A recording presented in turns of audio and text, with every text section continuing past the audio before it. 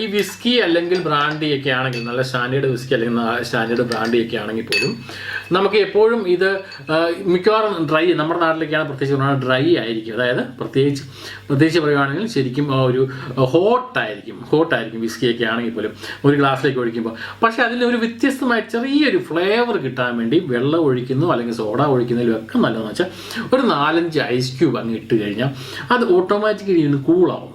Automatically കൂളാകുകയും ചെയ്യും. ഈ വിസ്കിയുടെ ആ ഒരു ഫ്ലേവർ അതേപടി തന്നെ നമുക്ക് കിട്ടുകയും ചെയ്യും.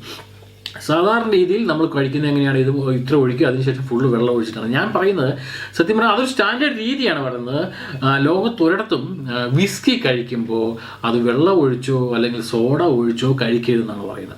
വിസ്കി ഇങ്ങനെ ഡ്രൈ ആയിട്ട് തന്നെ വേണം കഴിക്കണം. എന്തുകൊണ്ടെന്ന് വെച്ചാൽ നമ്മൾ കഴിക്കുന്നത് സ്റ്റാൻഡേർഡ് വിസ്കി ആണെങ്കിൽ ഉള്ള കാര്യമാണ് ഞാനീ പറയുന്നത്.